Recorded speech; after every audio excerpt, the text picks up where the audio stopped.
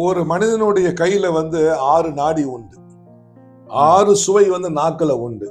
அப்ப இந்த கையில வாத பித்த கபம், வலி, அலல், ஐயம், 1வது துவர்ப்பு, 2வது உப்பு, 3வது இனிப்பு. இது 3 இங்க பாத்துடலாம். இடது கையில வாத பித்த கபம், வலி, அழல், ஐயம் 3 பார்க்கலாம். 1வது புளிப்பு, 2வது கசப்பு, 3வது கார்ப்பு என்று சொல்லக்கூடிய காரம்.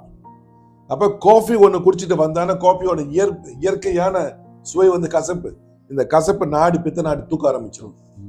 அப்ப ஒரு நோய் ஒண்ணு உருவாதுன்னா சுவையிலும் தான் உருவாகுது. அதனால்தான் குறையினும் மிகினும் நோய் செய்யும் வலி முதலா எண்ணிய 3 அப்படி வாத பித்த கபத்துல இருந்தா நோயை உருவாகுது. இந்த வாத பித்த கபத்தை யார் உணவு தான் 6 சுவை. துவர்ப்பும் புளிப்பும் வாதத்துல உருவாகும், உப்பும் கசப்பும் பித்தத்துல உருவாகும், இனிப்பும் காரமும் கபத்துல உருவாகும். அதான் இப்படி சொன்னாங்க, அது நோய் நாடி, நோய் முதல் நாடி, வாய் நாடி தனிப்ப செயல். நோய் நாடி 1வது நோய் என்ன? நோய் முதல் நாடி வாதமா பித்தமா கபமா? நோய் நாடி, நோய் முதல் நாடி, வாய் நாடி என்று சொல்லக்கூடிய 6 சுவை கொண்டு போய் இந்த நாக்கு. அந்த வாய் மூலியமாக நீங்க சாப்பிடக்கூடிய சாப்பாட்டுல உப்பு புளி காரத்தை குறைச்சாட்டு பல விதமான நோய் போயிடும் அப்படின்னு சொல்லுவாங்க. எண்ணெய் குளியல் இருக்கு நம்மளுடைய கிரியா யோகத்துல. சனிக்கிழமை கண்டிப்பா சனி நீராடுன்னு சொன்னாங்க. தேய்ச்சி குளிச்சீங்கன்னா உடல்ல உள்ள சூடு குறைந்து, சனி பகவான தாக்கமும் குறைந்து, உடல் தோலுக்கு வனப்ப கொடுக்கக்கூடியது இந்த நல்லெண்ணெய். அதான் நல்ல எண்ணெய். நல்ல எண்ணெயா யோகியார கேளுங்க சொல்லுவாரு அவரு. இந்த இடத்துல சின்ன குறிப்பை சொல்ல விரும்புறேன். சொல்லுங்க. கொஞ்சம் சிரிக்கக்கூடிய ஒரு விஷயம்தான். அவர் நல்லெண்ணெய் பற்றி கிட்டத்தட்ட ஒரு 3 மணி காலம் கூட பேசுவார். நல்ல எண்ணெய், அதுக்கே நல்ல எண்ணெய்ன்னு பேர் வச்சாங்க.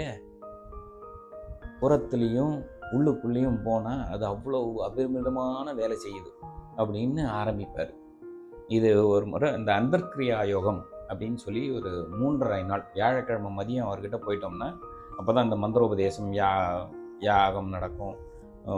இந்த ஒரு நாள் மௌனம் இருப்போம். இந்த மாலை கட்டுறது எப்படி இப்படின்லாம் ஒரு 3.5 நாள் வகுப்பு. மாலை உத்திராட்ச மாலை கட்டி கொடுக்க சொல்லி கொடுப்பாங்க. ஆமாம், எப்படின்னு இப்படியெல்லாம். இன்னொன்று அங்கே அந்த ஜாதி மத பேதம் இல்லாமல் ஒரு பெரிய தாட்ட இலைன்னு சொல்லுவாங்க இல்லையா, அதுலேயே ஒரு 4 பேர் 6 பேர் உட்காந்து சாப்பிடக்கூடிய இலையில் எல்லாருக்கும் பரிமாறி சாப்பிட்றதுன்னு உண்டு யோகியார்கிட்ட அந்த குருகுல முறைப்படி வாழும்போது.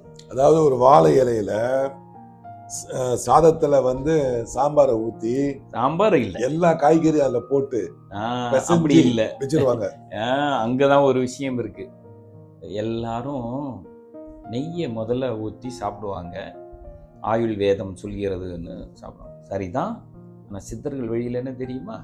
நல்ல எண்ணெய் அப்படின்னு சொல்லிட்டு இந்த அந்தர்க யோகத்தில் எல்லாருமே காலையிலேருந்து சாப்பிட்ருக்க மாட்டாங்க. அதுதான் ரொம்ப முக்கியம். காலையிலேருந்து உணவு இருந்திருக்காது, இரவு மட்டும்தான் உணவு. எல்லாம் பசியில் உட்காந்துருப்பாங்க. 8ன்னா 8:30 மணி ஆக்கிடுவார் தியானம்லாம் முடிக்க. 6லேருந்து 8 நடக்கணும். ஒரு 8:30 மணிக்கு எல்லாம் பரப்புங்கயான்பார். அவரும் கூட உட்காந்துருவார். எல்லாருக்கும் சாதம் பரிமாறுங்கயான்பார். பரிமாறி எல்லாம் வச்சுருப்போம். தொடப்படாதியா, மந்திரம் சொல்லாமல் தொடப்படாதியான்னு சொல்லிட்டு நல்லெண்ணெய் எடுத்துகிட்டு வாங்க. எல்லாருக்கும் ஒரு கரண்டியை இந்த நல்லெண்ணெயை விடும். நல்லெண்ணெய் சாதம் ஏன் அப்படின்னு எல்லாம் பசியில் உட்காந்துருப்பாங்க.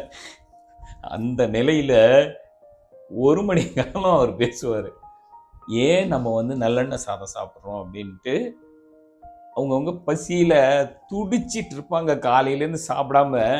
அப்போது அவர் பிரசங்கம் பண்ணுவார். ஏன்னா நமக்கு அந்த பொறுமை வேணும் அப்படின்றத பல விதங்களில் அவர் எங்களுக்கு சொல்லி கொடுத்துருந்தார். சாப்பாடு தூக்கம் மறந்தவங்க தானே யோகம் அப்படின்னு சொல்லிட்டார்ல ஏற்கனவே.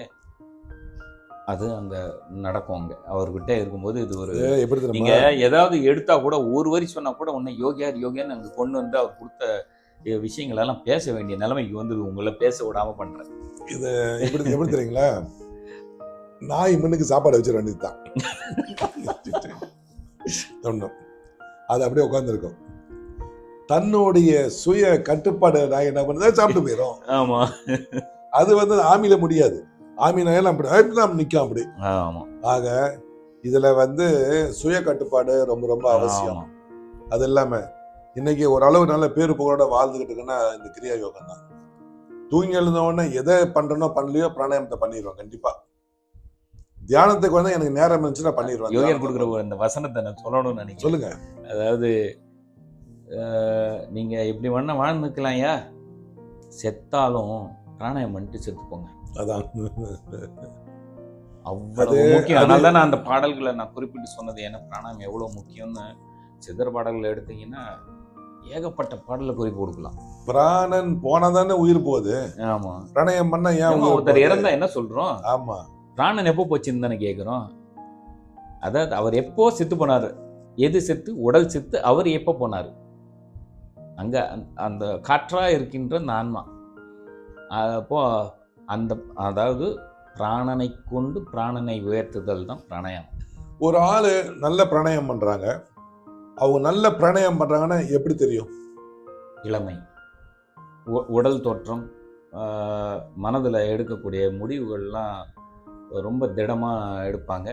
அது தோல்வியுற்றாலும் கவலைப்படாமல் அடுத்ததுக்கு அடிச்சுட்டு போயிட்டே இருப்பாங்க. எந்த நிலையிலையும் இது பண்ணுவாங்க. உடல் திடம் அது வந்து நிச்சயமாக இருக்கும். புறத்தோற்றத்தில் முகப்பொலிவு தெரியும். இப்போ உங்களுக்கு இருக்குது. நீங்கள் வந்து சித்த பரம்பரையில் சேர்ந்ததில் நீங்கள் அதுவும் சித்த மருத்துவம் வேறு பார்க்குறீங்க. அதனால் உங்களுக்கு சொல்லவே வேண்டாம். இன்னும் அதிசூட்சமான விஷயங்கள்லாம் நிறைய விஷயங்கள்லாம் வச்சுருக்கீங்க. அதை பற்றிலாம் நான் கேட்க முடியும்.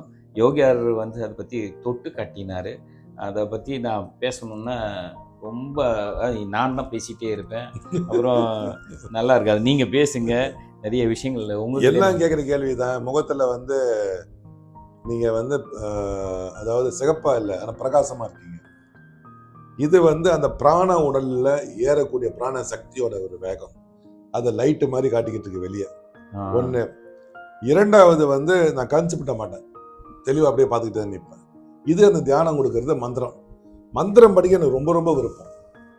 எனக்கு மந்திரத்தை என் வாழ்க்கையில முத கொடுத்து படுறான்னு சொன்னது யோகி ராமையா தான். மந்திரம் மனதின் திறத்தை அதிகப்படுத்துதான் மந்திரம். ஜாலன் பெல்லமி கோலாலம்பர்ல பழைய அரண்மனை. அந்த அரண்மனையில வந்து எனக்கு வந்து 3:30 மணிக்கு யாகம் வந்து எனக்கு யாகத்தை முடிச்சு உட்காந்துருக்கேன், மந்திர உபதேசம். அப்ப அந்த கோயில் வந்து ஒரு பலகை சிமெண்ட் மட்டும் ஒண்ணு சுத்தி ஒண்ணு கிடையாது. இப்ப இன்னைக்கு நல்ல பெரிய கோயில் ஆயிடுச்சு. அப்ப உள்ள கூப்பிடுறாங்க. பாபாஜி படம் ஒரு அகல் வழக்குல வந்து வெளிக்கிறது. பாத்துக்கீங்க, பாபாஜி திருபுரம் ஐயா 3 முறை தான் ஏன் சொல்லுவேன், அதுக்கப்புறம் சொல்ல மாட்டேன், நீங்களே படிச்சுக்கிட்டாரு. நான் கலவரம் ஆயிட்டேன். ஃபர்ஸ்ட் டைம் ஒரு பெரிய பாய் எடுத்து வெளியே போட்டு புல் தரல உட்காந்துருக்கேன். 1 hour உட்காந்துருக்கேன். அப்புறம் தான் கூப்பிட்டாங்க. உள்ள போன உடனே உங்களை போல தான் எனக்கும் மீசியை அப்படி 6 மணி காலம் உட்காந்துருந்தேன். மீசிய இப்படி எடுத்துட்டு காதுல அந்த காலத்துல எப்படி உபதேசம் பண்ணாங்களோ பாட்டில எழுதி போட்டுறாங்க, ப்ரொஜெக்டர் வச்சு போட்டு காட்டிடுறாங்க, புக்கில் போட்டுடுறாங்க.